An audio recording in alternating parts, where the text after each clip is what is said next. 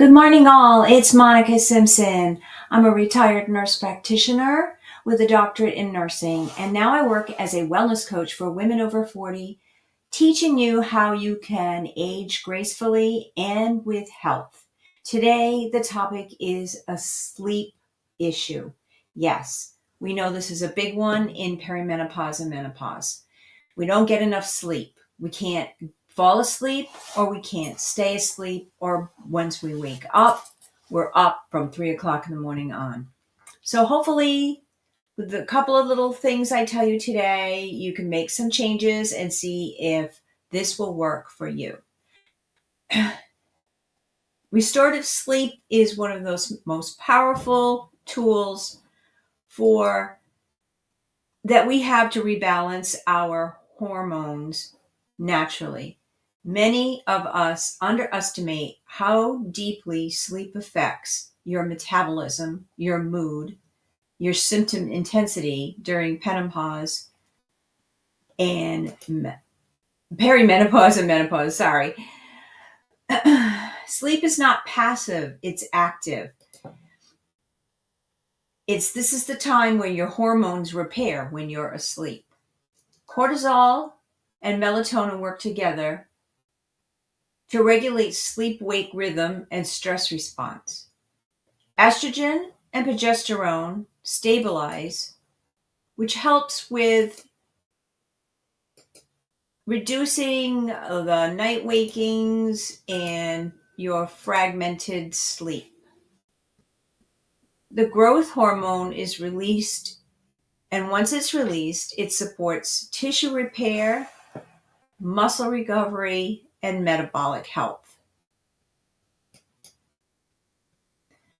Your blood sugar levels stabilize when you're sleeping, and this lowers your risk of insulin resistance and having those crashes midday when you haven't had a good night's sleep.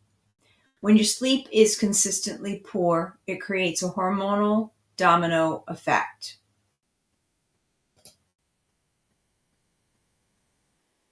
So what is the connection between sleep and hormones? When your sleep is disrupted, we see certain consequences that are pretty predictable, like a rise in your cortisol, so that your body is constantly under stress and in a wired state.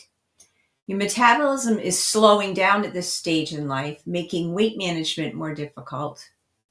Your mood becomes more fragile, and you have those terrible episodes of brain fog more frequently than you did before.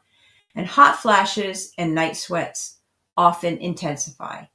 Now, this isn't anything that you're doing wrong, it's physiology, and it can be improved with strategic changes. Sleep hygiene is not about perfection. It's about consistency and environment. Small adjustments can dramatically improve sleep quality over time. So when you go to bed tonight, why don't you just focus on creating signals for your brain that it's time to power down? The first you want to do is optimize your light exposure. By this I mean don't have light exposure at night before you try to go to bed. Dim your lights. You're telling your brain it's time for melatonin release. You want to avoid screens at least 1 hour before you go to bed because of that blue light that is in the screens activates dopamine and actually pumps you up rather than calms you down. And if you need to use your screen, you should wear those blue blocking glasses or put your screen in night mode. These all little tweaks can help shift your nervous system from alert to a restful mode. You also want to create a really calming environment for sleep. So your bedroom should feel like a place for you to relax and fall asleep. One thing that I do is I turn the temperature down in my house at night so that it's much cooler.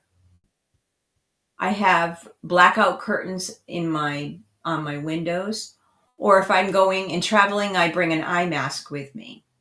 Make sure your mattresses and pillows are very supportive so that you're comfortable when you're lying down and you're not having an issue with back pain. A consistent sleep schedule is so powerful. Your body acts on rhythm cycles. So if you're going to bed at different times of night, you're messing up your circadian rhythm. Strive to go to bed and wake up at the same time every day, 7 days a week. Develop a routine at night that's going to help your body calm down. It might be, there's all kinds of things that you can do, such as taking a warm bath before you go to bed, maybe writing down some affirmations in a journal. You could even read a good book. Anything that is not going to cause a problem, like watching television, reading a book on a tablet, playing with your computer, doom scrolling on your phone. Those things are all going to disrupt your sleep. You want to create a nice routine that's telling your body it's time to relax now so that we can go to sleep. Consistency trains your circadian rhythm to function more smoothly. All right, so relaxation techniques for better sleep.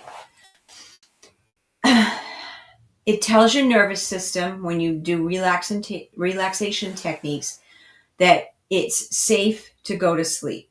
You don't need to be on high alert anymore. So you might try things that we talked about, I think it was yesterday, progressive muscle relaxation to release your physical tension. So concentrating on one muscle at a time and just meditating on it and thinking about relaxing. Guided imagery, or the 4-7-8 breathing method for deep nervous system calming that we did discuss yesterday. Even 3 to 5 minutes of doing these things can shift everything toward rest. So the 4-7-8 breathing exercise guide, this is the same as yesterday. This is when you inhale for 4 seconds, you hold for 7 seconds, you exhale for 8 seconds, and repeat it 4 times. This helps to calm your nervous system down. You can do it at any time, but it's a great exercise to do before you go to sleep at night. So here's your daily action steps that I like to call your homework. Choose one sleep strategy to implement tonight. Practice one relaxation technique before bed. And write down in the morning how you felt your sleep was for like 3 or 4 nights and see if there's any pattern there. Remember, this is about progress, not about perfection. As long as you're trying, you're making progress. So tomorrow is our 5th and final day. We're going to do integration and next steps. We'll put everything together and focus on how to integrate what you've learned from me into a sustainable lifestyle rhythm that supports hormone balance beyond this boot camp. Celebrate the work you're doing because your body does listen and respond. And I will see you tomorrow.